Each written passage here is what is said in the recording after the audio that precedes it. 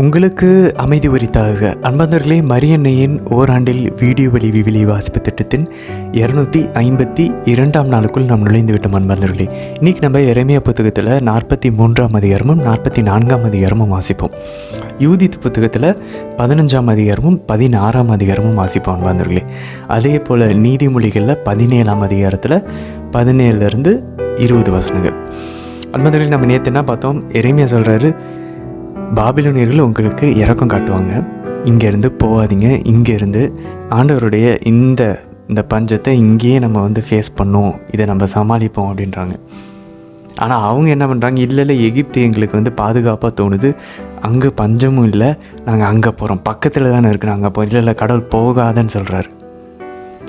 இன்றைக்கி நம்ம பார்க்க போகிறோம் எரேமியாவினுடைய அறிவுரை. அதாவது எரேமியாவோட அறிவுரைன்னு கூட சொல்ல முடியாது, கடவுள் எரேமியாவுடைய கூறின வார்த்தையை, கடவுளின் வார்த்தையை புறக்கணிச்சுட்டு எகிப்திற்கு தப்பி ஓடுகிறார்கள். அவங்க போகிறது மட்டும் இல்லை, எரேமியாவையும் பிடிச்சி இழுத்துக்கிட்டு அவரோட எழுதரான பாரூக்கையும் பிடிச்சி இழுத்துக்கிட்டு எல்லாரும் இன்றைக்கி எகிப்திற்கு போகிறத பார்க்குறோம். ஆண்டவர் சொல்கிறாரு, அங்கே உங்களுக்கு பஞ்சம் திரும்பவும் வரும், பஞ்சத்தில் மடியாதவன் வாளில் மடிவான். திரும்பவும் இங்கே என்ன இடத்துலாம் தப்பிச்சு ஓடினீங்களோ அங்கேயும் அது உங்களை துரத்திக்கிட்டு தான் வரும் அப்படின்றார் ஆண்டவர். அது மட்டும் இல்லை, இன்றைக்கி 43ஆம் அதிகாரத்தில் நம்ம தொடர்ந்து 44 ஃபுல்லாக நம்ம இன்றைக்கி என்ன வாசிப்போம்னா, எகிப்துக்கு பார்வோன் மன்னனுக்கு அவங்களுக்கு வரக்கூடிய தண்டனை தீர்ப்புகளை பற்றி ஆண்டவர் சொல்லுவார். அண்ணாதில் ஒரு ஸ்பிரிச்சுவல் ஃபிசிக்ஸ் இங்கே நடக்குது பாருங்களேன். இவங்க அங்கே போகிறதுனால எகிப்தியர்களுக்கு அங்கே பிரச்சனை வந்துருக்கு. அதுக்காக எகிப்தியர்கள் பாவம் செய்யலைன்னு சொல்ல முடியாது, அவர்களும் அங்கே பாவம் செஞ்சுட்டு தான் இருக்காங்க, சிலை வழிபாடும் செய்கிறாங்க. ஸோ கடவுளுடைய நீதி தண்டிக்குதுன்னா அதில் அந்த தண்டனைக்கு உரியவர்களாக தான் இருப்பாங்க, எகிப்தியர்களும் இருந்திருப்பாங்க. பட் அதை இவங்க ஸ்டார்ட் பண்ணி வைக்கிறது அங்கே தான். ஆண்டவர் சொல்ல, நீங்கள் அங்கே போகாதீங்க. நிறைய நேரங்கள் அன்பர்களே, நம்ம புத்தி யூஸ் பண்ணக்கூடாதுன்னு இல்லை, நம்ம புத்தியை யூஸ் பண்ணணும். ஆனால் அந்த புத்தியை வழி நடத்துறது நம்மளுடைய விசுவாசமாக இருக்கணும். அப்போது எப்படி இருக்கும்? ஸோ நம்மளுடைய சிந்தனை, நம்மளுடைய புத்தி, நம்மளுடைய மூளையை விசுவாசம் வழி நடத்த வேண்டும். ஸோ விசுவாசம் நமக்கு ஒரு டார்ச் லைட் மாதிரி. நம்ம அதை பார்த்து தூரத்தில் டார்ச் லைட் அடித்தாலும் தெரியாது எவ்வளோ தூரத்தில் இருக்குது, இங்கேருந்து ஒரு கிலோமீட்டர் தள்ளி என்ன இருக்குலாம் தெரியாது. ஆண்டவர் அன்றன்றைக்கு தேவையாத அன்னன்னைக்கு கரெக்டாக ஒரு டார்ச் லைட் மாதிரி அப்போது 4 அடி எடுத்து வைக்கிறதுக்கு என்ன ஒளி உனக்கு தேவை, ஆண்டவர் அதை கொடுத்துக்கிட்டே இருப்பார். அவரை நம்பி நம்ம பாட்டுக்கு போயிட்டே இருக்கணும். ஸோ அதுதான் ஒரு ஆயனுடைய வேலை. இப்போதைக்கு எனக்கு புல்லை தருவார், அதுக்கப்புறம் நாளைக்கு இல்லை 2 மணி நேரம் கழித்து எனக்கு பசிச்சிச்சுன்னா ஆயனை தேடி போவேன், அவருடைய அடிச்சுவடுகளை பின்பற்றி போவேன். ஸோ நம்மளுடைய புத்தி யாரோட சேர்ந்து யாருடைய ஒளியில் போகுது? ஒளியின் பக்கமாக விஸ்வாசத்தின்படி போகுதா, இல்லை நம்ம சாத்தானினுடைய சிந்தனையும் உலகத்தினுடைய போகுது? ஸோ நம்ம தனியாக என்றைக்குமே சிந்திக்க மாட்டோம், யாராவது ஒருத்தரோடு சேர்ந்து ஆலோசனை தான் செஞ்சிகிட்ருப்போம். புத்தி யூஸ் பண்ணக்கூடாதுன்னு இல்லை, யாருடைய பாணியில் நம்ம புத்தியை சிந்தனையை செலுத்த போகிறோம்? கடவுளின் ஒளியிலா, இல்லை சாத்தான் உலகம் உடலினுடைய இருளிலா? அதுதான் கேள்வி அன்பாந்தவர்களே. சரி, இன்றைக்கி நம்ம யூதித் புத்தகத்தில் அன்பாந்தவர்களே இன்னையோட நம்ம முடிக்க போகிறோம். அதனுடைய கடைசி 2 அதிகாரங்கள் 15, 16 வாசிக்க போகிறோம். அது முடிஞ்சதுக்கப்புறம் நாளையிலேருந்து நம்ம புலம்பல் ஆகமத்தை துவங்குவோம். புலம்பலும் எழுதுனது எரேமியா தான். ஸோ யூதித் அந்த பேர் நமக்கு என்ன தெரியும்? யூதித்னா யூத பெண் அப்படின்னு சொல்லி. அந்த இறையில் அறிஞர்கள் சொல்கிறாங்க, ஒரு ஐடியலான கடவுள் விரும்பின ஒரு பெண் அப்படின்னு சொல்லலாம். ஏன் அப்படின்னாக்க, இஸ்ரேல் இப்படி தான் இருக்கணும்னு ஆண்டவர் விரும்பினார், யூதா இப்படி தான் இருக்கணும்னு விரும்பினார். ஆனால் அந்த யூதா இஸ்ரேல் அப்படி இல்லை. ஸோ அதனுடைய ஒரு அழகான ஒரு உருவகமாக பார்க்கணும். But she is not perfect. மாதவை போல், ஆண்டவர் இயேசுவை போல் அவங்க முழுமையாக இல்லை, பர்ஃபெக்டாக இல்லை. பட் வரவிருக்கக்கூடிய மாதாவுக்கு ஒரு அழகான ஒரு முன்னடையாளமாக இருக்கிறாங்க என்பதை. ஸோ அவங்களுடைய பணத்தையோ இல்லை அவங்களுடைய உடல் தோற்றத்தையோ அழகையோ அவங்களுடைய ஞானத்தையோ அவங்க உலகத்தின் விஷயங்களை செலவழிக்க அவங்க விரும்பலை. கேத்தரின் சியனாவை போல் அவங்க அதை கடவுளுக்காக பயன்படுத்தினாங்க அன்பர்களே. ஸோ அவங்களுடைய அந்த கைம்பெண், அவங்க விதவையாக இருக்கிறாங்க தெரியுமா? அது இறையில் அறிஞர்கள் சொல்கிறாங்க, இஸ்ரேலும் யூதாவும் இப்போ அப்படி தான் விதவையாக இருக்குதான். அவங்க கணவரான யாவே இறைவனோட அவங்க செய்த உடன்படிக்கை அவங்க மீறி முறிச்சிட்டாங்களாம். ஸோ இப்போ ஒரு கைம்பெண்ணாக இருக்கிறாங்க, ஆனால் இருக்கும்போது எவ்வளோ பரிசுத்தமாக வரவிருக்கக்கூடிய மணவாளனுக்காக காத்திருக்கணும் அப்படின்றாங்க. யார் அந்த மணவாளன்? மெசியா, ஆண்டவர் இயேசு. ஸோ யூதித் எப்படி அவங்க கணவர் இறந்துட்டாலும் ஓகே, யாவையோடு நீங்கள் செஞ்ச பழைய உடன்படிக்கையை முறிச்சிட்டிங்க, உடச்சிட்டிங்க, ஓகே, வரவிருக்கக்கூடிய மெசியாவுக்காக காத்திருங்க அப்படின்றாங்க அன்பாந்தர்களே. எவ்வளோ அழகாக இருக்குது பாருங்களேன், இறையிலறிஞர்கள் எப்படி பார்க்குறாங்க பாருங்கள். ஸோ யூதித் ஒரு அழகான ஒரு யூதா தேசமும் இஸ்ரேல் தேசமும் எப்படி இப்போ இருக்கணும் அப்படின்றதுக்கான ஒரு முன்னடைமை. ஸோ இப்போ நம்ம இதை எப்படி கற்றுக்கலாம்? நம்ம வரவிருக்கக்கூடிய ஆண்டவர் இயேசுவினுடைய 2ஆம் வருகைக்காக நம்ம யூதியத்தை போல ஜெபத்திலும் உடல் ஒருத்தலிலும் நம்மளுடைய அழகெல்லாம் தூக்கி போட்டு, அவங்களாம் பாருங்க எந்த மேக்கம் பண்ணல, ரொம்ப சிம்பிளாக இருந்தாங்க. அழகு எல்லா உலக விஷயங்கள்லாம் தூக்கி போட்டாங்க. பெருமை, அவங்க ஞானத்தை வச்சுட்டு எவ்வளோ பெருமையாக இருக்கலாம், அதெல்லாம் அவங்க அவங்களுக்கு பயன்படுத்தலை, கடவுளுக்காக பயன்படுத்தினாங்க, கடவுள் விஷயத்துக்காக பயன்படுத்தினாங்க. ஸோ இன்றைக்கி நம்ம அதெல்லாம் வாசிப்போம் வந்தங்களே. அதுக்கப்புறம் இன்றைக்கி ஓலபர்னுடைய இறப்பு நடக்குது. உடனே அசிரியர்களுடைய படைகள் எல்லாம் சேர்ந்து ஒரே தப்பி எல்லாம் ஓடுறாங்க. உடனே இங்கே இஸ்ரேல் மக்கள் யூதர்கள் எல்லாம் சேர்ந்து அவங்க படையை அவங்கள போய் பின்தொடர்ந்து அவங்கள எல்லாத்தையும் வெட்டி வீழ்த்துது. உடனடியாக இன்றைக்கி நம்ம பார்ப்போம், யூதித் ஒரு அழகான ஒரு நன்றி பாடலை பாடுகிறார்கள். இந்த நன்றி பாடலை நம்ம பாடும்போது உடனே நமக்கு செங்கடலை பிளந்ததுக்கப்புறம் மிரியமும் மோசேவும் ஆரோனும் எல்லாம் சேர்ந்து பாடினாங்க தெரியுமா, அந்த பாடல் நமக்கு ஞாபகம் வரணும் மந்தர்களே. அது நமக்கு நினைவூட்டுற மாதிரி இருக்கும். அதுக்கப்புறம் அங்கே நீதி தலைவர்களில் தெபோரா பாடினாங்க தெரியுமா, யாவேல் போய் அவனுடைய அந்த தலையை குத்தி கொன்னதுக்கப்புறம் தெபோரா ஒரு நன்றி பாடல் பாடுறது நமக்கு ஞாபகம் வரணும். மாதாவும் புதிய தெபோரா தான். அதுக்கப்புறம் அன்னாளுடைய பாடல் நமக்கு ஞாபகம் வரணும். குழந்தை பாக்கியமே இல்லாதவங்களுக்கு ஒரு இறைவாக்கினர், அந்த இறைவாக்கினர் தான் அரசர்களுக்கு திருப்பலிவு செய்ய போகிற சாமுவேலினுடைய அம்மாவாக இருக்கிறாங்க. ஸோ அன்னாள் பாடின பாடல் நமக்கு ஞாபகம் வரணும். இன்றைக்கி யூதித் பாடலை நம்ம கேட்கும்போது கடைசியாக மாதா பாடின பாடல் நமக்கு ஞாபகம் வரணும், என் நான் ஆண்டவரை ஏற்றி போற்றி பெருமைப்படுத்துதுன்னு சொல்லிட்டு. ஸோ அவங்க இதெல்லாம் எங்கே போய் முடிக்கிறாங்க? கோயிலில் போய் முடிக்கிறாங்க. அன்பந்தோழி, கோயில் தான் யூதித் அம்மாவுடைய வாழ்வு இருந்திருக்கு. எல்லாமே கோயிலோடு நினைக்கப்படுறாங்க. அதனால் நம்ம திருச்சபையில் அந்த 7 திருவருள் சாதனைகளையும் பாருங்கள், பேப்டிசம்லேருந்து சரி நம்ம இறந்து போகிற வரைக்கும் திருச்சபையோடு இணைஞ்சிருக்க சொல்கிறாங்க. ஏன்னா அங்கே தான் வாழ்வின் ஊற்று இருக்குது, அங்கே தான் நற்கருணை ஆண்டவர் இருக்குது, அங்கே தான் வார்த்தை அறிவிக்கப்படுது, அங்கே இருந்தால் நமக்கு ஆவியானவர் கிடைக்கிறார். ஸோ நம்ம வாழ்க்கை ஃபுல்லாக அதோடு தான் இருக்கணும். இல்லைனா வேறு ஏதாவதோடு இருப்போம். நான் அது இல்லாமல் நான் நல்லா அமைதியாக வாழ்ந்துக்குவேன். இல்லை அது இல்லாமல் நீ வேறு இதில் அது மாட்டிக்கிட்டு தான் வாழ முடியும். அதுதான் டிஃபால்ட். ஏதாவது யோசிக்காமல் யாராவது ஒரு செகண்டாவது இருக்க முடியுமா? ஏதாவது யோசிச்சுட்டு தான் இருப்போம். அதே போல் தான் கடவுள் இல்லைன்னா வேறு ஒன்று அதை நிரப்பி விடும். ஸோ கடவுளால் அந்த நிரப்பை நம்ம முயற்சி பண்ணுவதில்லை. ஸோ அவங்க நல்ல ஒரு முதிர்ந்த வயதில் யூதித்து சூப்பராக வாழ்ந்து ஒரு முன்மாதிரியாக வாழ்ந்து இறந்து போகிறாங்க. வாழ்ந்தால் இப்படி வாழணும் அன்பர்களே. அவங்களுடைய சொத்தெல்லாம் நீட்டாக பகிர்ந்து கொடுத்துட்டு அழகாக சேரிட்டியை கடைப்பிடிச்சிட்டு வாழ்கிறாங்க அன்பர்களே. ஸோ ஆண்டவர் நம்மை போல தான் யூதித்தை போல இருக்க அழைக்கிறார் என்பது. சில சமயம் அந்த மாதிரி கஷ்டமான விஷயங்களை, ரொம்ப ரிஸ்கியான விஷயங்களை எடுக்க சொல்லுவார். ரிஸ்கினா போய் இதே மாதிரி இருக்கணும்னு அவசியம் இல்லை. இந்த மாதிரி போய் ஒரு எதிரியோட இது இல்லை. கடவுள் சில சமயம் நம்மளை கூப்பிட்ற கஷ்டமான விஷயங்கள், நீ பயந்துட்டு இருக்கிற அந்த பயத்தெல்லாம் விட்டுட்டு என்கிட்ட ஜெபத்துக்காக டைம் ஒன்றால் ஒதுக்க முடியுமா? நீ பயந்துட்டு இருக்கிறல அந்த பயத்தெல்லாம் விட்டுட்டு, நீ தேவையில்லாத போய் பேசிக்கிட்டு இருக்கல காசிப், அதெல்லாம் விட்டுட்டு பைபிளை உன்னால் உட்கார முடியுமா? ஆண்டவர் கூப்பிட்ற விஷயங்கள் இப்படி தான். ஒவ்வொரு முறை நம்ம பைபிளை திறக்கும் போதும், ஒவ்வொரு முறை நம்மளுடைய அந்த மனசு உடம்பு டயர்டு எல்லாத்தையும் தாண்டி ஜெபமாலைக்கு முட்டி போடும்போது, ஜெபமாலை கையில் எடுத்து ஜெபிக்கும் போது நம்ம ஒரு யூதித்தாக செயல்பட்டு கொண்டிருக்கிறோம். அந்த ஓலபனுடைய சாத்தானுடைய இந்த உலகத்தினுடைய ஆவியையும் உடலினுடைய அந்த தீய எண்ணங்களையும் சாத்தானினுடைய கவர்ச்சிகளையும் தலையோட வெட்டி தூக்கிக்கிட்டு நம்ம வரோன்னு அர்த்தம். ஒவ்வொரு முறை நம்ம கோயிலுக்கு போகும்போது, இன்றைக்கி நான் சர்ச்சுக்கு போவேன் முடிவெடுக்கும் போது, இன்றைக்கி நான் திருப்பலிக்கு போவேன், இன்றைக்கி நான் நற்கருணை சந்திப்புக்கு போவேன், இன்றைக்கி நான் கன்ஃபெஷனுக்கு போவேன்னு சொல்லி முடிவெடுக்கும் போது நம்ம ஓலோபனுடைய தலையை வெட்டுக்கிறோம் அன்பர்களே. ஆனால் அதெல்லாம் செய்யணுன்னா கடவுள் மேலே நம்பிக்கை இருக்கணும், நான் நல்லா வாழணுன்ற ஆசை இருக்கணும். அப்போ தான் நம்ம நல்ல கிறிஸ்டியன் லைஃப்பை வாழணும்னு ஆசை இருந்தால் தான் அதெல்லாம் பண்ணுவோம், இல்லை அதெல்லாம் பண்ண மாட்டோம் அன்பர்களே. ஸோ இந்த ஒரு பாடத்தோட யூதித்தினுடைய புத்தகத்தை நம்ம ஒரு நிறைவு கொண்டு வருவோம். கடவுள் நம்மை கூப்பிடும்போது தைரியமாக ரிஸ்க் எடுத்து போகிறோமா? ஜெபத்திலும் தவத்திலும் ஒருத்தரிலும், அதுதான் கேள்வி அன்பர்களே. சரி, இன்றைய தினத்திற்கான விவிலிவாஸ் பகுதிக்குள்ளே நம்ம ஜெபத்தோடு இணையலாம். தந்தை, மகன், தூய ஆவியாரின் பெயராலே ஆமேன். தந்தையாம் யாவே இறைவனை அழைத்து ஜெபிப்போம். அருள் நிறைந்த அன்னை மரியே வாழ்க, ஆண்டவர் உம்முடனே, பெண்களுக்குள் ஆசை பெற்றவர் நீரே அம்மா. உம்முடைய திருவயிற்றின் கனியாகி இயேசு கிறிஸ்துவும் ஆசை பெற்றவரே. புனித அன்னை மரியே, இறைவனின் தாயே, பாவிகளாய் இருக்கிற எங்களுக்காக இப்பொழுதும் எங்கள் இறப்பின் வேளையிலும் வேண்டிக் கொள்ளும் அம்மா. ஆமேன். சுதனாகிய ஆண்டவர் இயேசுவை அழைத்து ஜெபிப்போம். அருள் நிறைந்த அன்னை மரியே வாழ்க.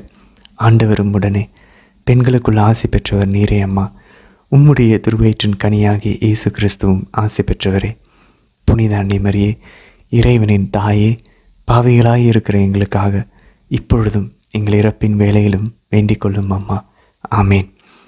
தூய ஆவியானவரை அழைத்து ஜெபிப்போம். அருள் நிறைந்த அன்னை மரியே வாழ்க. ஆண்டவரும் உடனே பெண்களுக்குள் ஆசி பெற்றவர் நீரே அம்மா. உம்முடைய திருவயிற்றின் கனியாகிய இயேசு கிறிஸ்துவும் ஆசி பெற்றவரே. புனித அன்னை மரியே, இறைவனின் தாயே, பாவிகளாயிருக்கிற எங்களுக்காக இப்பொழுதும் எங்கள் இறப்பின் வேளையிலும் வேண்டிக் கொள்ளும் அம்மா. ஆமேன்.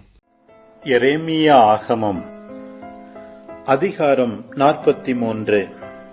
அவர்களுடைய கடவுளாகிய ஆண்டவர் எரேமியா வழியாக சொல்லி அனுப்பிய எல்லா சொற்களையும் மக்கள் அனைவருக்கும் அவர் அறிவித்து முடித்தார். பின்னர் ஓசையாவின் மகன் அசரியாவும் காரையாகின் மகன் யோகனானும் இருமாப்பு கொண்ட எல்லா ஆள்களும் எரேமியாவை நோக்கி, நீ பொய் சொல்கிறாய், நீங்கள் எகிப்துக்கு போய் அங்கே தங்கியிருக்க வேண்டாம் என்று சொல்வதற்காக நம் கடவுளாகிய ஆண்டவர் உன்னை அனுப்பவில்லை. ஆனால் கல்தேயர் கையில் எங்களை ஒப்புவிக்கவும் எங்களை சாவுக்கு உள்ளாக்கவும் எங்களை பாபிலோனுக்கு நாடு கடத்தவுமே நேரியாவின் மகன் பாரூக்கு எங்களுக்கு எதிராக உன்னை தூண்டிவிட்டுள்ளான் என்றனர். எனவே காரையாகின் மகன் யோகனானும் எல்லா படைத்தலைவர்களும் மக்கள் அனைவரும் ஆண்டவரின் குரலுக்கு செவி கொடுக்கவில்லை, அதாவது யூதாவிலேயே தங்கவில்லை.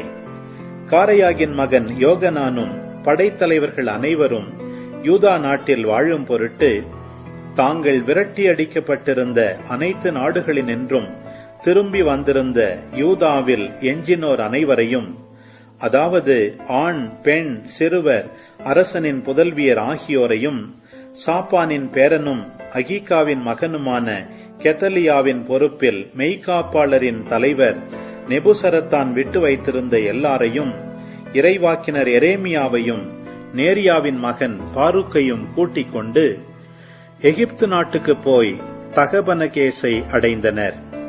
ஏனெனில் அவர்கள் ஆண்டவரின் குரலுக்கு செவி கொடுக்கவில்லை. தகபனகேசில் ஆண்டவரின் வாக்கு எரேமியாவுக்கு அருளப்பட்டது. பெரும் கற்கள் சிலவற்றை உன் கையில் எடுத்துக்கொள். தகபனகேசில் பார்வோன் அரண்மனை வாயில் களத்தில் உள்ள காரையில் யூதா மக்கள் முன்பாக அவற்றை மறைத்துவை. பிறகு நீ அவர்களிடம் சொல்ல வேண்டியது, இஸ்ராயேலின் கடவுளாகிய படைகளின் ஆண்டவர் இவ்வாறு கூறுகிறார், என் ஊழியனும் பாபிலோனிய மன்னனுமான நெபுகத்நேசரை இங்கு வரவழைப்பேன். நான் மறைத்து வைத்துள்ள இந்த கற்கள் மீது அவன் தன் அரியணையை அமைத்து தன் கொற்றக்குடையை விரித்து வைப்பான். அவன் வந்து எகிப்து நாட்டை தாக்கி அழிப்பான். கொள்ளை நோய்க்குரியோர் கொள்ளை நோய்க்குள்ளாவர், நாடு கடத்தலுக்குரியோர் நாடு கடத்தப்படுவர், வாளுக்குரியோர் வாளால் மாழ்வர். மேலும் அவன் எகிப்திய தெய்வங்களின் கோவில்களை தீக்கிரையாக்குவான். அத்தெய்வச் சிலைகளை எரித்து தூக்கிச் செல்வான். இடையன் தன் ஆடையை துப்புரவு செய்வது போல் அவன் எகிப்தை துப்புரவு செய்வான். அங்கிருந்து நலமே திரும்பிச் செல்வான். எகிப்து நாட்டில் உள்ள பெத்சமேசின் தூண்களை அவன் தகர்த்தெறிவான். எகிப்திய தெய்வங்களின் கோவில்களை தீக்கிரையாக்குவான். எரேமியா ஆகமம் அதிகாரம் 44.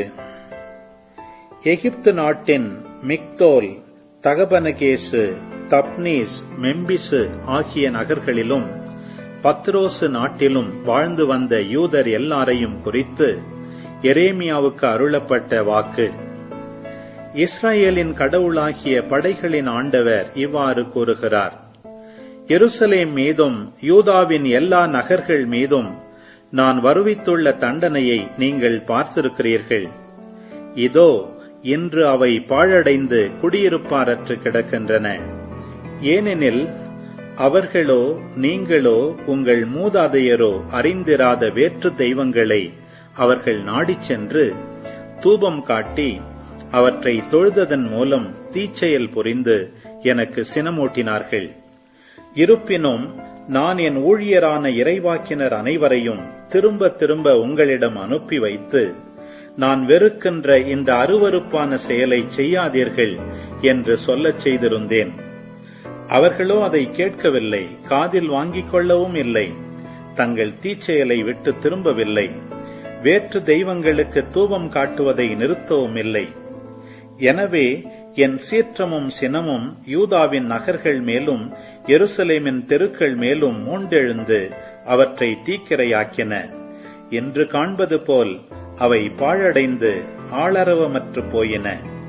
இப்போது இஸ்ராயேலின் கடவுளாகிய படைகளின் ஆண்டவர் இவ்வாறு கூறுகிறார்: உங்களுள் ஒருவன் கூட எஞ்சியிராதபடி ஆண், பெண், சிறுவர், குழந்தை ஆகிய அனைவரையும் யூதாவினின்று அழித்து விடுவதன் மூலம் நீங்கள் உங்களுக்கே பெரும் தீங்கை விளைவித்துக் கொள்ள பார்க்கிறீர்களே, அது ஏன்? நீங்கள் தங்கியிருக்க வந்துள்ள எகிப்து நாட்டில் வேற்று தெய்வங்களுக்கு தூபம் காட்டுதல் போன்ற உங்கள் செயல்களால் ஏன் எனக்கு சினமூட்டுகிறீர்கள்? நான் உங்களை அழிக்க உலகின் எல்லா மக்களினத்தார் மத்தியிலும் நீங்கள் பழிப்புக்கும் கண்டனத்துக்கும் உள்ளாவதற்கா இவ்வாறு செய்கிறீர்கள்? உங்கள் மூதாதையரின் தீச்செயல்களையும் யூதா அரசர்களின் தீச்செயல்களையும் அவர்களுடைய மனைவியரின் தீச்செயல்களையும் உங்களுடைய சொந்த தீச்செயல்களையும் யூதா நாட்டிலும் எருசலேமின் தெருக்களிலும் உங்கள் மனைவியர் செய்த தீச்செயல்களையும் நீங்கள் மறந்து போய்விட்டீர்களா? இந்நாள் வரை அவர்கள் எனக்கு பணிந்து போகவில்லை, அஞ்சி நடக்கவில்லை. உங்களுக்கும் உங்கள் மூதாதையர்க்கும் நான் கொடுத்திருந்த திருச்சட்டத்தின்படியும் நியமங்களின்படியும் ஒழுகவும் இல்லை. எனவே இஸ்ராயேலின் கடவுளாகிய படைகளின் ஆண்டவர் இவ்வாறு கூறுகிறார்: உங்களுக்கு தண்டனை அளிக்கவும் யூதா முழுவதையும் அழிக்கவும் நான் முடிவு செய்துள்ளேன். எகிப்து நாட்டிற்கு வந்து தங்கியிருக்க முடிவு செய்துள்ள யூதாவின் எஞ்சினோரை நான் தாக்க அவர்கள் எல்லாரும் அழிந்து போவார்கள். எகிப்து நாட்டில் அவர்கள் அனைவரும் வீழ்ச்சியுறுவார்கள். வாளுக்கும் பஞ்சத்துக்கும் அவர்கள் இரையாவார்கள். சிறியோர் முதல் பெரியோர் வரை அவர்கள் எல்லாரும் வாளாலும் பஞ்சத்தாலும் மடிவார்கள். சாபம், பேரச்சம், பழிப்பு, கண்டனம் ஆகியவற்றுக்கு ஆளாவார்கள். எருசலேமை வாள், பஞ்சம், கொள்ளை நோயால் நான் தண்டித்துள்ளது போன்று எகிப்து நாட்டில் வாழ்வோரையும் தண்டிப்பேன். எகிப்து நாட்டில் தங்கியிருக்கும்படி வந்துள்ள யூதாவின் எஞ்சியோருள் எவருமே தப்ப மாட்டார், உயிர் பிழைக்கவும் மாட்டார். யூதா நாட்டில் குடியிருக்கும் பொருட்டு அங்கு திரும்பிச் செல்ல ஆவலோடு ஏங்கியும் அங்கு திரும்பிச் செல்ல மாட்டார். தப்பியோடுவோரை தவிர வேறு எவருமே திரும்பிச் செல்ல மாட்டார்.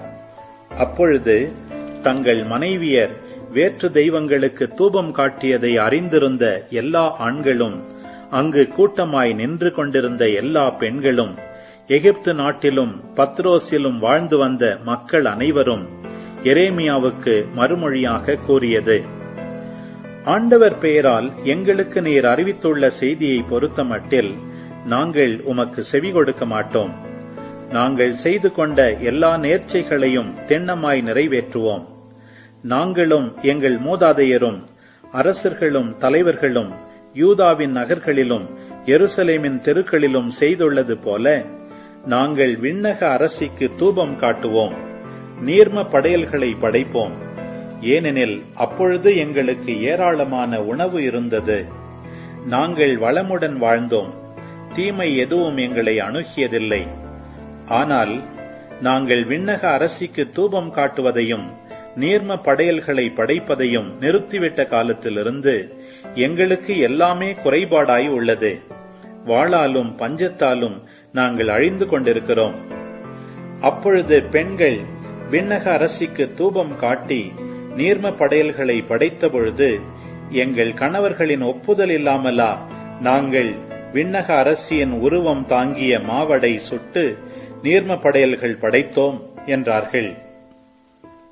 இந்த மறுமொழி கூறிய ஆண், பெண் ஆகிய எல்லா மக்களிடமும் எரேமியா கூறியது: நீங்களும் உங்கள் மூதாதையர், அரசர்கள், தலைவர்கள், நாட்டு மக்கள் எல்லாரும் யூதாவின் நகர்களிலும் எருசலேமின் தெருக்களிலும் தூபம் காட்டினீர்களே, அதை ஆண்டவர் மறந்துவிட்டாரா? அதை அவர் தம் நினைவில் கொள்ளவில்லையா? நீங்கள் செய்துள்ள தீச்செயல்களையும் அருவருப்பான செயல்களையும் ஆண்டவரால் பொறுத்துக் கொள்ள முடியவில்லை. அதனால் உங்கள் நாடு கண்டனத்திற்கும் பேரச்சத்திற்கும் சாபத்திற்கும் உள்ளாகி இன்று காண்பது போல் குடியிருப்பாரற்று கிடக்கிறது. நீங்கள் தூபம் காட்டியதாலும் ஆண்டவருக்கு எதிராக பாவம் செய்ததாலும் அவரது குரலுக்கு செவி கொடாது அவருடைய திருச்சட்டம், நியமங்கள், ஒழுங்குமுறைகள் ஆகியவற்றிற்கேற்ப ஒழுகாததாலுமே இன்றும் காண்பது போல் இத்தீங்கு உங்களுக்கு நேர்ந்துள்ளது. தொடர்ந்து எரேமியா எல்லா மக்களையும் பெண்களையும் நோக்கி கூறியது: எகிப்து நாட்டில் உள்ள யூதாவின் மக்களே, நீங்கள் அனைவரும் ஆண்டவரின் சொல்லுக்கு செவி கொடுங்கள். இஸ்ராயேலின் கடவுளாகிய படைகளின் ஆண்டவர் கூறுவது இதுவே: நீங்களும் உங்கள் மனைவியரும் விண்ணக அரசிக்கு தூபம் காட்டி நீர்ம படையல்களை அவளுக்கு படைப்பதாக நாங்கள் செய்து கொண்ட நேர்ச்சைகளை நிறைவேற்றியே தீர்வோம் என்று நீங்கள் சொல்லால் கூறியதை செயலில் நிறைவேற்றிவிட்டீர்கள். நன்று நன்று, உங்கள் நேர்ச்சைகளை நிறைவேற்றுங்கள், உங்கள் பொருத்தனைகளை செலுத்துங்கள். எனவே எகிப்து நாட்டில் குடியிருக்கும் யூதாவின் மக்களே, நீங்கள் அனைவரும் ஆண்டவரின் வாக்கை கேளுங்கள். ஆண்டவர் கூறுகிறார்: தலைவராகிய வாழும் ஆண்டவர் மேல் ஆணை எனச் சொல்லி, எகிப்து நாடு எங்கனும் யூதாவின் எந்த குடிமகனும் என் பெயரை வாயால் உச்சரிக்க மாட்டான் என்று என் பெருமை வாய்ந்த பெயரால் நான் ஆணையிட்டு கூறியுள்ளேன். நன்மை அன்று தீமை விளைவிக்கவே அவர்கள் மட்டில் நான் விழிப்பாயிருக்கிறேன். எகிப்து நாட்டில் உள்ள யூதாவின் மக்கள் எல்லாரும் முற்றிலும் அழியும் வரை வாளாலும் பஞ்சத்தாலும் அவர்களை வதைப்பேன். வாளுக்கு தப்பும் ஒரு சிலரே எகிப்து நாட்டினின்று யூதா நாட்டுக்கு திரும்பிச் செல்வர். அப்பொழுது எகிப்து நாட்டில் தங்கியிருக்கும்படி வந்துள்ள யூதாவின் எஞ்சினோர் அனைவரும் நிலை நிற்பது என் சொல்லா அவர்கள் சொல்லா என்பதை புரிந்து கொள்வர். நான் இந்த இடத்திலேயே உங்களை தண்டிப்பேன். இதுவே உங்களுக்கு அடையாளம் என்கிறார் ஆண்டவர். இதனால் உங்கள் தண்டனை பற்றி உங்களுக்கு எதிராக நான் கூறிய சொற்கள் உறுதியாய் நிலை நிற்கும் என்பதை நீங்கள் அறிந்து கொள்வீர்கள். ஆண்டவர் கூறுவது இதுவே: இதோ யூதாவின் அரசனான செதேக்கியாவை அவன் பகைவனும் அவன் உயிரை பறிக்க தேடியவனுமான பாபிலோனிய மன்னன் நெபுகத்நேசரிடம் நான் கையளித்தது போல எகிப்திய மன்னன் பார்வோன் ஓப்ராவை அவன் பகைவர் கையிலும் அவன் உயிரை பறிக்க தேடுவோர் கையிலும் ஒப்புவிப்பேன். யூதித்து ஆகமம் அதிகாரம் 15.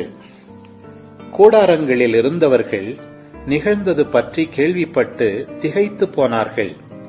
அச்சமும் நடுக்கமும் அவர்களை ஆட்கொள்ள அவர்கள் எல்லாரும் ஒருவர் மற்றவருக்காக காத்திராமல் சிதறி ஓடினார்கள்.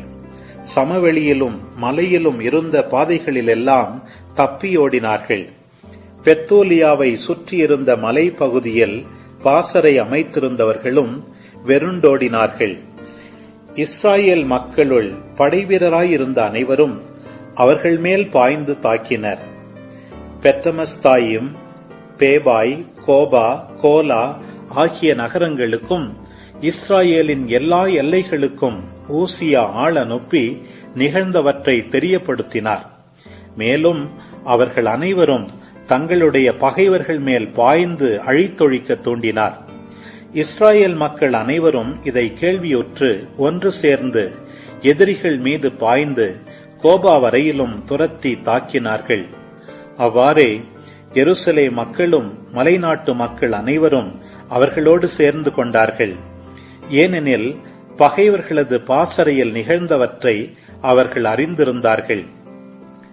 கிளையாத்தினரும் கலிலேயரும் பகைவர்களது படையை பக்கவாட்டில் தாக்கி தமஸ்குவையும் அதன் எல்லைகளையும் தாண்டி அவர்களை படுகொலை செய்தார்கள். பெத்தூலியாவில் எஞ்சியிருந்தோர் அசீரியரின் பாளையத்தை தாக்கினர். அதை சூறையாடி பெரும் செல்வங்களை சேர்த்துக் கொண்டனர். படுகொலைக்கு பின் இஸ்ராயேலர் திரும்பிய போது எஞ்சியிருந்தவற்றை கைப்பற்றினர். மலையிலும் சமவெளியிலும் இருந்த ஊர்களிலும் நகர்களிலும் வாழ்ந்த மக்கள் அங்கு இருந்த மிகுதியான பொருள்களை கைப்பற்றினார்கள். இஸ்ராயேலுக்கு ஆண்டவர் செய்திருந்த நன்மைகளை நேரில் காணவும், யூதித்தை சந்தித்து பாராட்டவும் தலைமை குரு யோவாக்கிமும் எருசலேமில் வாழ்ந்து வந்த இஸ்ராயேல் மக்களின் ஆட்சி மன்ற உறுப்பினர்களும் வந்தார்கள். அவர்கள் அனைவரும் யூதித்திடம் வந்து ஒருமித்து அவரை வாழ்த்தினார்கள். நீரே எருசலேமின் மேன்மை, நீரே இஸ்ராயேலின் பெரும் ஆட்சி, நம் இனத்தாரின் உயர் பெருமை நீரே. இவற்றையெல்லாம் உம் கையாலேயே ஆற்றியிருக்கிறீர். இஸ்ராயேலுக்கு நன்மைகள் செய்திருக்கிறீர். இவை குறித்து கடவுள் மகிழ்ச்சி அடைந்துள்ளார். எல்லாம் வல்ல ஆண்டவர் எக்காலத்துக்கும் உமக்கு ஆசி வழங்குவாராக என்று வாழ்த்தினார்கள். மக்கள் அனைவரும் அவ்வாறு ஆகட்டும் என்றார்கள். மக்கள் அனைவரும் 30 நாளாக எதிரிகளின் பாளையத்தை சூறையாடினார்கள். ஓலோபெரினின் கூடாரம், வெள்ளித்தட்டுகள், படுக்கைகள், கிண்ணங்கள், மற்ற பொருள்கள் அனைத்தையும் யூதித்துக்கு கொடுத்தார்கள். அவர் இவற்றை வாங்கி தம் கோவேறு கழுதை மேல் ஏற்றினார். தம் வண்டிகளை பூட்டி அவற்றிலும் பொருள்களை குவித்து வைத்தார். யூதித்தை காண இஸ்ராயேல் பெண்கள் அனைவரும் கூடி வந்து அவரை வாழ்த்தினர். அவர்களுள் சிலர் அவரை போற்றி நடனமாடினர். யூதித்து பூச்செண்டுகளை எடுத்து தம்முடன் இருந்த பெண்களுக்கு வழங்கினார். அவரும் அவருடன் இருந்தவர்களும் ஒலிவ கிளைகளால் முடி செய்து அணிந்து கொண்டார்கள். எல்லா மக்களுக்கும் முன்பாக யூதித்து சென்று எல்லா பெண்களையும் நடனத்தில் வழிநடத்தினார். இஸ்ராயேலின் ஆண்கள் அனைவரும் படைக்கலங்கள் தாங்கியவர்களாய் மாலைகள் சூடிக்கொண்டு புகழ்பாக்களை பாடிய வண்ணம் பின் சென்றார்கள். இஸ்ராயேலர் அனைவர் முன்னும் யூதித்து பின்வரும் நன்றி பாடலை பாடத் தொடங்கினார். மக்கள் அனைவரும் அவரோடு சேர்ந்து உரத்த குரலில் பாடினார்கள். யூதித்து ஆகமம் அதிகாரம் 16. யூதித்து பாடிய பாடல். என் கடவுளுக்கு முரசு கொட்டுங்கள், ஆண்டவருக்கு மேள தாளங்களோடு பண்ணிசையுங்கள், அவருக்கு திருப்பாடலும் புகழ்பாவும் இசையுங்கள், அவரது பெயரை புகழ்ந்தேத்துங்கள். ஆண்டவர் போர்களை முறியடிக்கும் கடவுள், மக்கள் நடுவே தம் கூடாரத்தை அமைத்துள்ளார். துரத்துவோரிடமிருந்து என்னை அவர் விடுவித்தார். அசீரியன் வடக்கு மலைகளிலிருந்து வந்தான், எண்ணற்ற படை வீரர்களுடன் வந்தான்.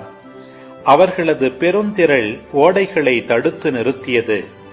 அவர்களுடைய குதிரை படை மலைகள் எங்கும் பரவியிருந்தது. உன் எல்லைகளை தீக்கிரையாக்குவேன், உன் இளைஞர்களை வாளுக்கிரையாக்குவேன், உன் குழந்தைகளை தரையில் அடித்துக் கொல்வேன், உன் சிறுவர்களை கவர்ந்து செல்வேன், உன் கன்னிப் பெண்களை கொள்ளை பொருளாக கொண்டு போவேன் என்று அசீரியன் அச்சுறுத்தினான். எல்லாம் வல்ல ஆண்டவரோ ஒரு பெண்ணின் கையால் அவர்களை முறியடித்தார். வலிமை வாய்ந்த அவனை இளைஞர் வெட்டி வீழ்த்தவில்லை, அரக்கர்கள் அடித்து நொறுக்கவில்லை, உயரமான ராட்சதர்கள் தாக்கவில்லை. ஆனால் மெராரியின் மகள் யூதித்து தம் முக அழகால் அவனை ஆற்றல் இழக்கச் செய்தார். இஸ்ராயேலில் துயருற்றோரை தூக்கிவிட அவர் கைம்பெண்ணுக்குரிய தம் ஆடையை களைந்தார். தம் முகத்தில் நறுமண எண்ணெய் பூசிக்கொண்டார். தலையை வாரி முடித்து மணிமுடியை சூடிக்கொண்டார். அவனை மயக்க மெல்லிய உடையை அணிந்து கொண்டார். அவரது காலணி அவனது கண்ணை கவர்ந்தது. அவரது அழகு அவனது உள்ளத்தை கொள்ளை கொண்டது. அவரது வாள் அவனது கழுத்தை துண்டித்தது. பாரசீகர் அவரது துணிவை கண்டு நடுங்கினர். மேதியர் அவரது மன உறுதியை பார்த்து கலங்கினர். தாழ்வுற்ற என் மக்கள் முழக்கமிட்ட போது பகைவர்கள் அஞ்சினார்கள். வலிமை இழந்த என் மக்கள் கதறிய போது அவர்கள் நடுங்கினார்கள். என் மக்கள் கூச்சலிட்ட போது அவர்கள் புறங்காட்டி ஓடினார்கள். பணிப்பெண்களின் மைந்தர்கள் அவர்களை ஊடுருவ குத்தினார்கள். தப்பியோடுவோரின் பிள்ளைகளுக்கு இழைப்பது போல் அவர்களை காயப்படுத்தினார்கள். என் ஆண்டவரின் படையால் அவர்கள் அழிந்தார்கள். என் கடவுளுக்கு புதியதொரு பாடல் பாடுவேன். ஆண்டவரே, நீர் பெரியவர், மாட்சிமிக்கவர், வியத்தகு வலிமை கொண்டவர், எவராலும் வெல்ல முடியாதவர். உம் படைப்புகள் அனைத்தும் உமக்கே பணிபுரியட்டும். நீர் ஆணையிட்டீர், அவை உண்டாயின. உம் ஆவியை அனுப்பினீர், அவை உருவாயின. உமது குரலை எதிர்த்து நிற்பவர் எவரும் இல்லை. மலைகளின் அடித்தளங்களும் நீர்த்திரளும் நடுங்குகின்றன. பாறைகள் உம் திருமுன் மெழுகுபோல் உருகுகின்றன. உமக்கு அஞ்சுவோருக்கோ நீர் இரக்கம் காட்டுகின்றீர். நறுமணம் வீசும் பலி எல்லாம் உமக்கு பெரிதல்ல. எரிபலியின் கொழுப்பெல்லாம் உமக்கு மிகச் சிறிதே. ஆண்டவருக்கு அஞ்சி நடப்போரே எக்காலமும் பெரியோர். என் இனத்தாரை எதிர்த்தெழுகின்ற நாட்டினருக்கு ஐயோ கேடு வரும். எல்லாம் வல்ல ஆண்டவர் தீர்ப்பு நாளில் அவர்களை பழிவாங்குவார். அவர்களது சதைக்குள் நெருப்பையும் புழுக்களையும் அனுப்புவார். அவர்கள் துயருற்று என்றும் அழுவார்கள். மக்கள் எருசலேமுக்கு போய் சேர்ந்தவுடன் கடவுளை வழிபட்டார்கள். தங்களை தூய்மைப்படுத்திய பின் எரிபலிகளையும் தன்னார்வ படையல்களையும் காணிக்கைகளையும் செலுத்தினார்கள். மக்கள் தமக்கு கொடுத்திருந்த ஓலோபெரினின் கலன்கள் அனைத்தையும் யூதித்து கடவுளுக்கு உரித்தாக்கினார். அவனுடைய படுக்கை அறையிலிருந்து தமக்கென்று எடுத்து வைத்திருந்த மேற்கவிகையையும் கடவுளுக்கு நேர்ச்சியாக்கினார். மக்கள் எருசலேமில் திருவிடத்துக்கு முன் 3 மாதமாக விழா கொண்டாடினார்கள். யூதித்தும் அவர்களுடன் தங்கியிருந்தார். பிறகு ஒவ்வொருவரும் அவரவர் தம் இல்லத்துக்கு திரும்பினர். யூதித்து பெத்தூலியாவுக்கு சென்று தம் உடைமையை வைத்து வாழ்க்கை நடத்தினார். தம் வாழ்நாள் முழுவதும் நாடெங்கும் புகழ் பெற்றிருந்தார். பலர் அவரை மணந்து கொள்ள விரும்பினர். ஆனால் அவருடைய கணவர் மனாசே இறந்து தம் மூதாதையரோடு துயில் கொண்ட பின் தம் வாழ்நாள் முழுதும் வேறு யாரையும் அவர் மணமுடிக்கவில்லை. அவருடைய புகழ் ஓங்கி வளர்ந்தது. அவர் தம் கணவரின் இல்லத்தில் 105 வயது வரை உயிர் வாழ்ந்தார். தம் பணிப்பெண்ணுக்கு உரிமை கொடுத்து அனுப்பி வைத்தார். பெத்தூலியாவில் உயிர் துறந்தார். அவர் கணவர் மனாசேயின் குகையில் அவரை அடக்கம் செய்தனர். இஸ்ராயேல் இனத்தார் அவருக்காக 7 நாள் துயரம் கொண்டாடினர். அவர் தாம் இறப்பதற்கு முன்பே தம் கணவர் மனாசேயின் தம் நெருங்கிய உறவினர் ஆகிய அனைவருக்கும் தம் உடைமைகளை பகிர்ந்து கொடுத்திருந்தார். யூதித்தின் எஞ்சிய வாழ்நாளின் போதும் அவர் இறந்து நெடுங்காலத்திற்கு பின்னரும் எவரும் இஸ்ராயேல் மக்களை மீண்டும் அச்சுறுத்தவில்லை. நீதிமொழிகள் அதிகாரம் 17. நண்பன் எப்போதும் அன்பு காட்டுவான். இடுக்கண்ணில் உதவுவதற்கே உடன் பிறந்தவன் இருக்கின்றான். அடுத்தவர் கடனுக்காக பொறுப்பேற்று அவருக்காக பிணையாய் நிற்பவன் அறிவில்லாதவனே. வாதத்தை நாடுகிறவன் குற்றப்பழியை நாடுகிறான். இருமாப்பான பேச்சு இக்கட்டை வருவிக்கும். கோணல் மதியுள்ளவர் நன்மையை காணார். வஞ்சக நாவுள்ளவர் தீமையில் சிக்குவார். ஆமேன். ஆண்டவரே, இந்த நாளுக்கான இந்த அழகான இறை வார்த்தைக்காக நன்றி செலுத்துகிறோம் அப்பா. ஆண்டவரின் பல நேரங்களில் நாங்களும் இன்று இந்த யூதர்களைப் போல இஸ்ரேல் மக்களைப் போல ஆண்டவர் சொல்வதை நாங்கள் கேட்க மாட்டோம். நாங்கள் என்ன நினைக்கிறோமோ அதான் செய்வோம்னு சொல்லி பல முறை உங்களுடைய திருவிழத்தை நிறைவேற்றாமல் எங்களுடைய விழுந்து போன இயல்பின்படி நாங்கள் செயல்பட்டிருக்கோம். எங்களுடைய ஆவிக்குரிய இயல்பின்படி நாங்கள் செயல்படலை. எங்களுடைய புத்தி சொல்கிறதின்படி கேட்காம எங்களுடைய மாமிசம் சொல்கிறதின்படி நிறைய நேரங்களில் செய்து கொண்டிருக்கிறோம் அப்பா. அதற்காக மன்னிப்பு வேண்டுறோம் ஆண்டவரே. இந்த எங்களுடைய அழிவுக்குரிய இந்த வாழ்விலிருந்து, இந்த நிலையிலிருந்து எங்களை விடுவித்தருளும் ஆண்டவரே. எங்களுக்கு விடுதலை தாங்கப்பா. அம்மா, நாங்களும் யூதியத்தை போல அம்மா உடல் ஒருதலிலும் தவ வாழ்க்கையிலும் ஜப வாழ்க்கையிலும் அதை துவங்கி அதில் நிலைத்து நிற்க எங்களுக்காக எங்களோடு இருந்து பரிந்து பேசி எங்களை உடனே இருந்து எங்களை ஊக்குவிக்குங்கம்மா, எங்களை உற்சாகப்படுத்துங்கம்மா. அவர் சொல்வதை செய்ய எங்களோடு இருங்கம்மா. தந்தை, மகன், தூய ஆவியாரின் பெயராலே அமேன். அன்பார்ந்தவர்களே, இன்றைக்கி பாருங்கள், எரேமியா புத்தகம் 44ஆம் அதிகாரத்தில் 10ஆம் வசனத்தில் பாருங்கள், இந்நாள் வரை அவர்கள் எனக்கு பணிந்து போகவில்லை. அஞ்சி நடக்கவும் இல்லை. ஆண்டவருடைய கம்ப்ளைண்ட் திரும்பவும் திரும்பவும் we are not humble enough. நம்ம ஆண்டவருக்கு பணிஞ்சு போவதில்லை. ஆண்டவருக்கு பணிகிறோம் அப்படின்னா ஆவியானவருக்கு பணிகிறோம்னு அர்த்தம். ஆவியானவருக்கு பணிகிறோம் அப்படின்னா கரெக்டான லாஜிக், இதுதான் சரியாக செய்யணும். மந்திரலி ஒரு விஷயம் இருக்குது, அந்த விஷயத்த இப்படி தான் செய்யணும்னு சொல்லி பிள்ளைங்களுக்கு தெரியாது, குழந்தைங்களுக்கு தெரியாது, ஆனால் நமக்கு தெரியுங்க.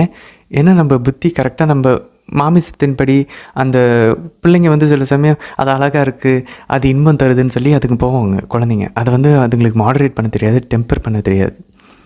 ஆனால் நம்ம இல்லை அது நல்லா தான் இருக்குது, அது அழகாக தான் இருக்குது, ஆனாலும் இப்போ அதை செய்யக்கூடாது, அதை செஞ்சால் நமக்கு ப்ராப்ளம் ஆகும்.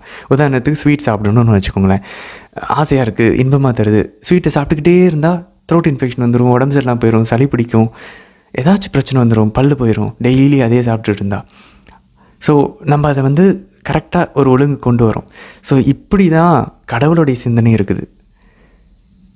பிள்ளைங்களோட சிந்தனை மாதிரி தான் நம்மளோட சிந்தனை இருக்குது. ஏன்னா அந்த ஆதாமேவலனுடைய ஜென்ம சுபாவத்தினால, விழுந்து போன இயல்புனால நம்மளுடைய உடலினுடைய ஆசைகள் நம்ம புத்திக்கு கீழ்ப்படிவதில்லை. அதனால தான் புனித பவுல் சொல்கிறார், எப்பயுமே என் மாமிசத்துக்கும் என்னுடைய ஆவிக்கும் போராட்டம் இருந்துக்கிட்டே இருக்குது. ஆவிக்கு மாமிசம் என்னைக்கு கீழ்ப்படிதோ அன்னைக்கு புனித சிலுவையாரில் சொல்வது போல் என் வீடு அமைதியாயிடுச்சு. அவர் எந்த வீட்டை பற்றி பேசுகிறாரு? அவருடைய ஆன்மாவை பற்றி. என் புத்தி இப்போ அமைதியாக இருக்குது, என் சிந்தனை அலைப்பாயாது, என் ஆன்மா என் மனசு இப்போ அலைப்பாயாது, தாய் மடியில் படுத்து உறங்குவது போல் அப்படியே மனசு அமைதியாக இருக்கும். தாவீது சொல்லுவார் இல்லையா திருப்பாடலில், நான் இனி பெரிய பெரிய விஷயங்களை பற்றி யோசிக்க மாட்டேன், நான் அமைதியாக அவர் தாய்மடியில் படுத்து தூங்குறது போல் ஆண்டவர் இல்லையிலே பாருவேன். ஸோ அது நம்ம பண்ணுறோமா? அது ஆண்டவருக்கு பணிஞ்சு போகிறது அப்படின்றது நம்மளுடைய ஆவியைக்குரிய இயல்புக்கு நம்மளுடைய மாமிசத்தை பணிய வைக்கிறதுன்னு அர்த்தம். ஆண்டவருக்கு அஞ்சு நடக்கிறது அப்படின்றது, எனக்கு இது ஆசையாக இருந்தாலும் ஆண்டவர் சொல்கிறாரு அது கரெக்ட், ஆண்டவருக்கு அஞ்சு நான் நடப்பேன், ஆண்டவருக்காக. அவரை நீ நான் காயப்படுத்தக்கூடாது. உங்களுக்கும் உங்கள் மூதாதையருக்கும் நான் கொடுத்திருந்த திருச்சட்டத்தின்படியும் நியமங்களின்படியும் ஒழுகவும் இல்லை. ஸோ ஆண்டவருக்கு பணிந்து போகணும், ஆண்டவரை அஞ்சு நடக்கணும், அவர் கட்டளைகளை கடைப்பிடிக்கணும். சிம்பிள். இதுதான் பைபிள். இவ்வளோ நாட்கள் நம்ம 250 நாள் பயணிச்சிருக்கோன்னு வந்தது இந்த ஒரு விஷயத்தை தான் சொல்லுது. இதெல்லாம் நான் பண்ணுறேனேன்னு நம்ம சொல்ல முடியாது. அப்படி நம்ம சொல்கிறோம் அப்படின்னா இன்னும் பைபிளின் ஆழம் நமக்கு புரியலன்னு அர்த்தம். ஆண்டவர் நம்ம கேட்கக்கூடிய நெறி பரிசேயர்கள், சதுசேயர்கள், இந்து சகோதரர்கள், முஸ்லீம் சகோதரர்கள், புத்த சகோதரர்களுடைய நெறியை விட சிறந்ததாக இருக்கணும். ஆனால் அவங்கள விட நம்ம மோசமாக போயிட்டுருக்கோம். 16-17 வசனங்களை பாருங்கள். ஆண்டவர் பெயரால் எங்களுக்கு நீர் அறிவித்துள்ள செய்தியை பொறுத்த மட்டில். சரி, அதுக்கப்புறம் என்ன சொல்லுவாங்க? நாங்கள் அதை கண்டிப்பாக கடைபிடிப்போம்னு சொல்லுவாங்கன்னு பார்த்தா அவங்க சொல்கிறாங்க, எரேமியா 44:16-17 வசனங்கள், ஆண்டவர் பெயரால் நீங்கள் எங்களுக்கு அறிவித்துள்ள செய்தியை பொறுத்த மட்டில் நாங்கள் உமக்கு செவி கொடுக்க மாட்டோம். எவ்வளோ அவுட் ரைட்டாக அப்போஸ் பண்ணுறாங்க பாருங்கள் நண்பர்களே, எவ்வளோ பகிரங்கமாக எதிர்க்கிறாங்க பாருங்களேன். நாங்கள் செய்து கொண்ட எல்லா நேர்ச்சியையும் திண்ணமாய் நிறைவேற்றுமாறு நாங்களும் எங்கள் மூதாதையர்களும் அரசர்களும் தலைவர்களும் யூதாவின் நகர்களிலும் எருசலேமின் தெருக்களிலும் செய்தது போல நாங்கள் விண்ணக அரசிக்கு தூபம் காட்டுவோம், நீர்ம படையல்களை படைப்போம். அம்மா இந்த விண்ணக அரசி வந்து அப்போ இருந்தால் அந்த சிலை வழிபாடு, அந்த பிற இனத்தவர்கள் வந்து சிலைகளை வந்து அவங்களுடைய தெய்வமே இல்லாத ஒருத்தரை வந்து தெய்வம்னு சொல்லிட்டு விண்ணக அரசின்னு சொல்லி அவங்க வந்து சிலை வழிபாடு செஞ்சுட்டு இருந்தாங்க அன்பார்களே. இதை இப்போ அவங்க ஓப்பனாக சொல்கிறாங்க, நாங்கள் அதை தான் பண்ணுவோம். இதில் 2 ப்ராப்ளம் இருக்குது. நம்ம அதுக்கப்புறம் நம்ம பின்னாடி வருவோம். இப்போ மெயினாக பிரிந்து போன சகோதரர்கள் என்ன சொல்லுவாங்க, நீங்கள் மாதாவை பாருங்கள் விண்ணக அரசின்னு தான் சொல்கிறீங்க பாருங்க, எரேமியாவில் இந்த மாதிரி தான் அவங்க பண்ணி சிலை வழிபாடு செஞ்சதை கடவுளை அவங்க வந்து தண்டிக்கிறார், நீங்கள் ஏன் விண்ணக அரசின்னு சொல்கிறீங்க? அன்பாந்தவர்களே, இதை எப்படி நம்ம வந்து அவங்களுக்கு புரிய வைக்கிறது? அன்பாந்தவர்களே பாருங்கள், இஸ்ரேல் மக்களுக்கு ஒரு கோவில் இருந்துச்சு, அது சாலமன் கட்டின கோயில். அங்கே யாவே இறைவனை வழிபட்டாங்க. பிற இனத்து மக்களுக்கும் ஒரு கோயில் இருந்துச்சு. பிற இனத்தவருக்கு கோயில் கட்டி தான் கும்பிட்றாங்க. நீங்கள் ஏன் கோயில் கட்டி கும்பிட்றீங்கன்னு கேட்க மாட்டாங்க. ஆனால் அவங்க கும்பிட்ற கடவுள் வேறு, இவங்க வழிபடுற கடவுள் வேறுன்னு நமக்கு தெரியுது இல்லையா? கோயில் 2 பேருமே கோயில் வச்சுருக்கிறதுனால 2 பேரும் ஒரே ஆளை வழிபடுறதில்ல. டிஃப்ரென்ஸ் புரியுதா அன்பர்களே? அடுத்தது இன்னொரு உதாரணம் பாருங்கள். அங்கேயும் எல்லாம் பலி செலுத்திட்டு இருந்தாங்க ஆடு மாடுகளை. இங்கேயும் சாலமன் கோயிலையும் ஆடு மாடு தான் பலி செலுத்திட்டு இருக்காங்க. நம்ம பிரிந்து போன சகோதரர்கள்ட்ட நம்ம சொல்லணும், அதுக்காக அவங்க ஆடு மாடு பலி செலுத்துறதும் மோசேவின் சட்டப்படி இவங்க இங்கே பலி செலுத்துறதும் 2 ஒரே கடவுளுக்குன்னு ஆயிருமா? ஆகாது. சார் 2 பேருக்கும் கோயில் இருக்குது, ஆனால் 2 பேரும் வேறு ஒரு ஆளை வழிபடுறாங்க. 2 பேரும் பலி செலுத்துகிறாங்க, ஆனால் வேற ஒரு கடவுளுக்கு பலி செலுத்துகிறாங்க. டிஃப்ரென்ஸ் இருக்குது. லூசிஃபர்ன்ற பார்த்தோம், லைட் பேரர், ஒளியை தாங்குகிறவன். விடிவெள்ளின்னு பார்க்குறோம். சாத்தானையும் விடிவெள்ளி லூசிஃபர்னு சொல்கிறோம். இந்த பக்கம் திருவெளிப்பாடில் பார்த்தோன்னா ஆண்டவர் இயேசுவுக்கும் அதே பேர் தான், லூசிஃபர், விடிவெள்ளி, மார்னிங் ஸ்டார்னு நம்ம பார்க்குறோம். அதுக்காக நம்ம சாத்தானை வழிபடுற மாதிரி ஆயிருமா? ஒரே பேர் இருக்குது, அதுக்காக நான் ஆண்டவர் இயேசுவை தான் அப்படி கூப்பிட்றேன் மார்னிங் ஸ்டார் அப்படின்னு சொல்லி. பைபிள் அப்படி தான் கூப்பிடுது. நான் வந்து சாத்தானை வழிபடுறேன்னு ஆயிருமா? அன்பர்களே, ரெண்டு பேருக்கும் கோவில் இருக்குது, ரெண்டு பேரும் பலி செலுத்துகிறாங்க, ரெண்டு பேருக்கும் ஒரே பேர் இருக்குது. அதுக்காக நம்ம வழிபடுறது பேரினத்தவருடைய சிலைகள்னு நம்ம சொல்ல முடியுமா? சொல்ல முடியாதுல்ல. அதே போல தான் விண்ணக அரசின்னு இவங்களுக்கு பேரை வச்சு இவங்க வழிபட்டதுனால நம்ம வணக்கம் செலுத்துகிற, நம்ம வழிபட கிடையாது. We are not worshipping, we are venerating. நம்ம வந்து லாட்ரியான்றது தான் வழிபாடு. ஹைப்பர் தூளியான்றது உச்சக்கட்டமான ஒரு வணக்கம் நம்ம செலுத்துகிறோம் மாதாவுக்கு. தெளிவாக இருக்குது திருச்சபை, எல்லா கேத்தலிக்ஸும் தெளிவாக இருக்கும். இதை அவங்களுக்கு சொல்லணும். ரெண்டு பேரும் தான் கோயில் கட்டியிருக்காங்க, ரெண்டு பேரும் பலி செலுத்துகிறாங்க, ரெண்டு பேருக்கும் ஒரே பேர் இருக்குது. அதுக்காக ரெண்டும் ஒன்றும் கிடையாது. வேறு ஆளை தான் நம்ம வந்து அவங்க வழிபட்டாங்க யூதர்கள். அதே போல தான் இவங்க விண்ணக அரசின்னு இவங்க பேர் வச்சு கூப்பிட்டதுனால நாங்களும் சிலை வழிபாடு செய்கிறோன்னு சொல்ல முடியாது. நாங்கள் விண்ணக அரசின்னு நாங்கள் கூப்பிட்றது உண்மையாலுமே விண்ணக அரசியை. இவங்க கோயிலை வழிபடுறது யூதர்கள் உண்மையான கடவுளை, பலி செலுத்துறது உண்மையான கடவுளுக்கு, வாழும் கடவுளுக்கு, யாவே இறைவனுக்கு. விடிவெள்ளின்னு சொல்லும்போது ஆண்டவர் இயேசுவை சொல்கிறோம். ஸோ விண்ணக அரசி நீங்கள் சொல்லும்போது இயேசு கிறிஸ்துவனுடைய தாயாகி தேவமாதா அவங்க கெபிரா. ஆண்டவர் இயேசு தாவீதின் அரியணையில் அமர்ந்து அரசராக ஆட்சி செய்கிறார். அவருடைய தாய்க்கு ஆட்டோமேட்டிக்காக பைபிள் படி கெபிராவாக அரச அன்னையான ஒரு பதவி உண்டு. அதனால தான் கபிரியேல் வானதூதர் மாதா கிட்ட சொல்கிறாங்கன்னு சொல்லணும். அதனால தான் மாதாவுடைய தலையில் 12 விண்மீன்கள் இருக்குதுன்னு சொல்லணும். அது மட்டும் இல்லை, புதிய ஏற்பாட்டில் எத்தனை வசனங்கள் எடுத்து சொல்லலான்னு பந்தங்களே. ஓட்டத்தை நம்ம ஓடி முடித்தோன்னா நம்ம எல்லார் தலையிலையும் ஆண்டவர் மணிமுடியை சூட்டுவார்னு இருக்குது, க்ரௌன் இருக்கும். நம்ம எல்லாருமே இளவரசிகள், இளவரசர்கள் தான். யோசிச்சு பாருங்கள், எவ்வளோ ஒரு அழகான வாழ்க்கை நமக்கு விண்ணகத்தில் காத்துக்கிட்டு இருக்கு. புரோட்டஸ்டன்ட் சொல்லணும், மாதவ அரசின்னு சொல்கிறது இல்லைம்மா, நீயும் அரசி தான். நீ நல்லா வாழ்ந்து விண்ணகத்துக்கு போனீன்னா, நீ நல்லா வாழ்ந்து விண்ணகத்துக்கு போனால் நீ அரசர் தான், நீயும் இளவரசன், நீயும் இளவரசி தான். ஆனால் அரசர் ஆண்டவர், அரசியாக மாதா இருப்பாங்க. ஏன்னா அவங்களுடைய பணி வேறு, அவங்களுடைய அழைப்பு வேறு, அவங்க செஞ்ச தியாகம் வேறு. ஸோ இதை நம்ம புரிய வைக்கணும் நண்பர்களே. அதனால் விண்ணக அரசின்னு சொன்னோன்னே நம்ம குழம்பிடக்கூடாது. ஆமாம்ல, நம்ம ஏன் மாதா விண்ணக அரசின்னு சொல்கிறோம், இங்கே ஆண்டவர் அப்படி கண்மூடித்தனமாக நம்பக்கூடாது நண்பர்களே. நிறைய பேருக்கு இந்த டவுட் இருக்குது. அவங்க சொல்கிற விண்ணக அரசி வேறு, நம்ம சொல்கிற விண்ணக அரசி வேறு. நம்ம சொல்கிறது கரெக்ட். அப்படி பார்த்தா எல்லாமே பிற இனத்தவர்களும் செஞ்சுட்டு தான் இருக்காங்க. நம்ம செய்கிறது எல்லாமே அங்கேயும் தான் அற்புதம் நடக்குதுன்றாங்க, அங்கேயும் தான் எல்லாமே பண்ணிகிட்டு இருக்காங்க. அதுக்காக நம்ம பண்ணுறதும் அவங்க பண்ணுறதும் ஒன்றாகாது என்பது. நம்மளுடைய கடவுளும் அவங்களுடைய கடவுளும் ஒன்றாகாது. சரி, அதுக்கப்புறம் பாருங்கள் நண்பர்களே, 44ஆம் அதிகாரத்தில் 17 வசனங்கள் அவங்க ஒரு முக்கியமான ஒரு விஷயத்த சொல்கிறாங்க. நாங்கள் அவங்கள அந்த விண்ணக அரசிக்காக நாங்கள் வந்து தூபம் காட்டியிருந்தப்பெல்லாம் எங்கள் வாழ்க்கை நல்லா இருந்துச்சு, இப்போ அதை விட்டுட்டோம், இப்போ தான் பிரச்சனை. அன்பர்களே, நிறையா பேர் இந்த ஒரு ஒரு ஒரு கரெக்டான ஒரு முட்டாள்தனத்தில் மாறிட்டுருக்காங்க அன்பர்களே. நம்ம போய் சொன்னோன்னு வச்சுக்கோங்களேன், நான் நல்லா தானே இருக்கிறேன், நான் அங்கே கரெக்டாக இருக்கும்போது அங்கே நல்லா தானே இருந்துச்சு, அப்படி ஒரு தாட்டுக்குள்ளே போங்க அன்பர்களே. அதெல்லாம் ரொம்ப ஷாக்கிங்காக இருக்கும். ஆனால் எரேமியா உடனே அடுத்த வசனத்தில் பாருங்கள், 20-23 அவர் தெளிவாக சொல்கிறார், இல்லை உங்களுக்கு பிரச்சனை வந்தது நீங்கள் அந்த விண்ணக அரசிக்கு தூபம் காட்டுறதை நிறுத்ததுனால இல்லை, நீங்கள் தூபம் காட்டிகிட்டு இருந்ததுனால தான் அது வந்துச்சு.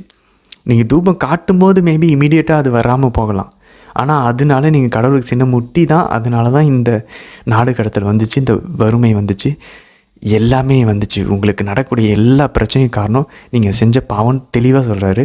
அவங்க சொல்கிறாங்க, நாங்கள் அந்த பாவத்தை பண்ணிகிட்டு இருந்தப்போ நல்லா தானே இருந்தோம் அப்படின்றாங்க. அந்த மாதிரி எவ்வளோ அழகான ஒரு ஸ்பிரிச்சுவல் உண்மை இருக்குது பாருங்களேன். எப்பயுமே அந்த பாவம் செஞ்சுக்கிட்டு இருக்கும்போது நல்லா தான் இருப்போம். நான் என்னோடய வாழ்க்கையிலுமே எடுத்துக்கிறேன்னே, அப்படிப்பட்ட உச்சக்கட்டமான பாவத்தில் இருந்தபோது நல்லா தான் போய்ட்டு இருந்துச்சு. அதுக்கப்புறம் தான் ப்ராப்ளம் வர ஆரம்பிச்சிச்சு. அதுக்காக நான் பாவம் இல்லை, நான் அந்த செஞ்சுட்டு இருந்தப்போ அதே அந்த பழைய வாழ்க்கைக்கு போகலான்றது பாருங்கள், எவ்வளோ தவறான ஒரு லாஜிக் பாருங்களேன், சிந்தனை ஓட்டம்.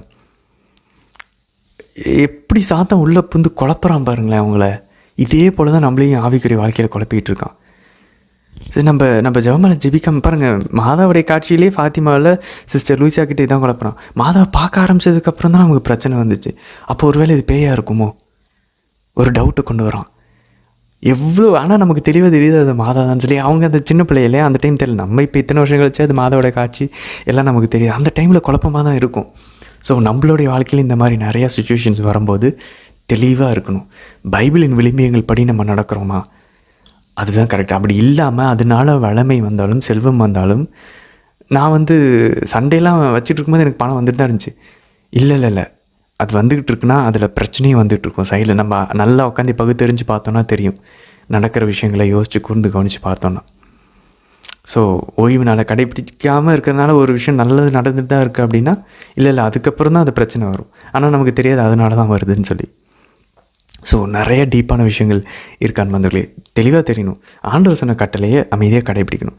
கடைப்பிடிக்கிறதுனால தானியலை போல சிங்க வகையில் போடப்பட்டு துன்பங்கள் வந்தாலும் நான் அவர் சொன்னதை கடைப்பிடிப்பேன். ஏன்னா அது கரெக்ட், அது ட்ரூத், அது குட், அது உண்மை, அது நன்மை, அது அன்பு இருக்குது அதில். அதனால் அதை கடைப்பிடிப்பேன். அதனால் துன்பம் வந்தாலும் நான் அந்த வழியை தான் தேர்ந்தெடுப்பேன். இதுதான் நம்ம எடுக்கிற ஸ்டாண்டாக இருக்கணும் நண்பர்களே.